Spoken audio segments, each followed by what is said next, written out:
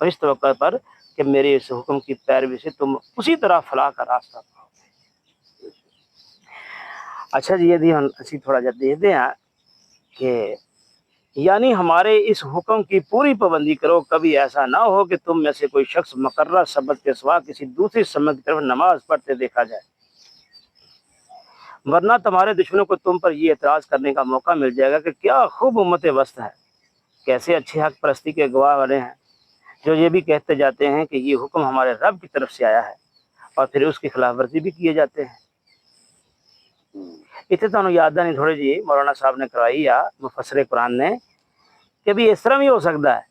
کہ پھر اتنے ایک ہی کہیں گے جڑا اللہ فرماندہ پہ کہ پوری پابندی کرو، کبھی ایسا نہ ہو کہ تم سے کوئی شخص مقرر سمجھ کے سوا کسی دوسری سمجھ کر نماز پڑھتے دیکھا جائے۔ اتنے امت بس چکی نے تو گواہی دینی ہے، تمام امتاں دے اوتے لوگاں دے اوتے گواہ کہہ رہے نے تسی جے مسلمان جے، امت وسط جنوں بنایا گیا ہے عادل، یہ اجازت تھی موجود ہو جس نے یہ امت وسط دے اوتے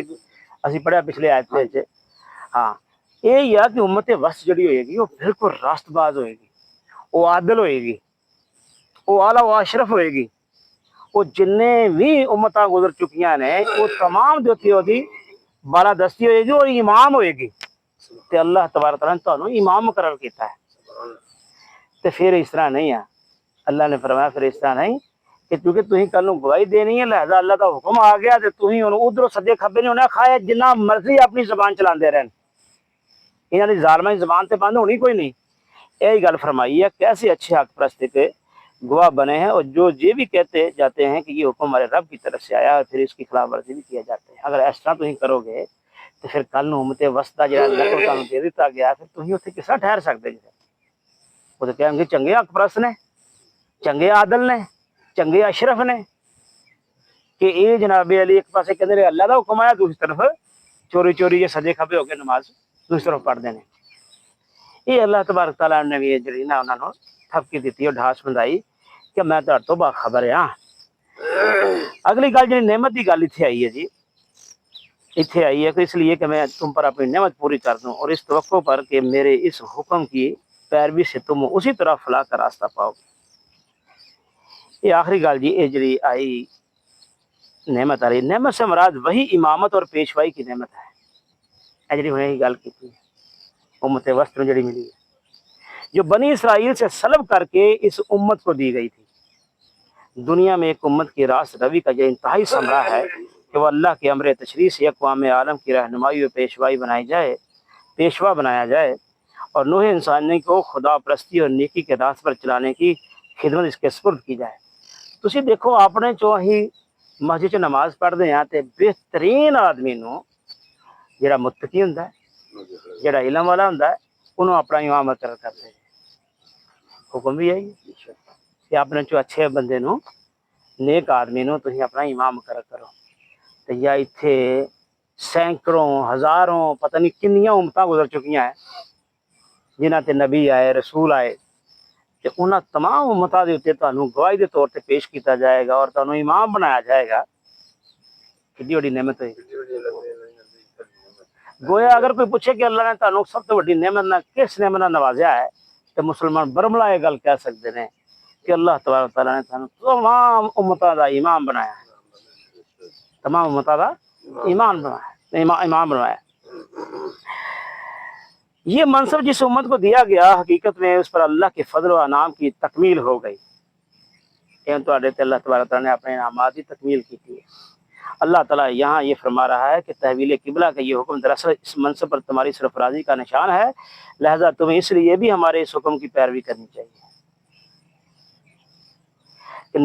نہ شکری اور نہ فرمانی کرنے سے کہیں یہ منصب تم سے چھین نہ لیا جائے۔ اس کی پیروی کرے گا تو یہ نعمت تم پر مکمل کر دی جائے۔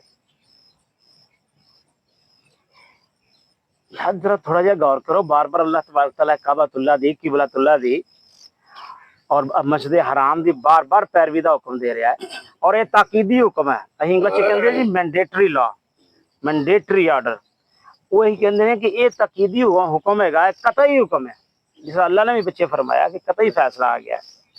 کہ تھی ہن ادھر ہی اپنا کرنا ہے، رخ ادھر ہی کرنا، میرا حکم آ گیا ہے۔ آخر کی وجہ ہے ਤੁਸੀਂ ਅਸੀਂ ਇਹ ਸਾਰੇ ਗੌਰ ਕਰਦੇ ਹਾਂ, ਸਾਰਿਆਂ ਦੇ ਜ਼ਿਹਨ 'ਚ ਇਹ ਗੱਲ ਮੌਜੂਦ ਹੈ, ਪਹਿਲੇ ਤੋਂ ਮੌਜੂਦ ਹੈ کہ یار برکتاں والی روحانیت والی جگہ جس میں حضرت آدم علیہ السلام نے تعمیر کیتا، جس کے فرشتیاں نے آ کے اپنے ہاتھ پتھر لائے نے،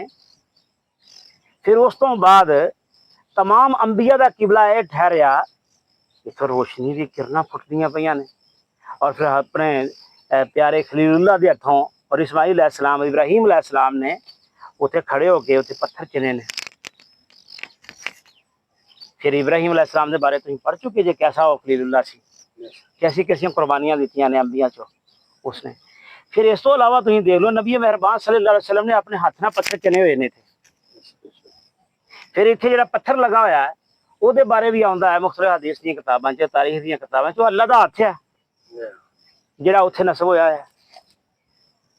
پھر اس تو علاوہ حضرت ابراہیم علیہ السلام دا اس جگہ دے اوتے وہ مقام موجود ہے جتھے تانوں حکم دیتا گیا کہ جاؤ تے تہیں نماز بھی اتنے پڑھ لیا کرو،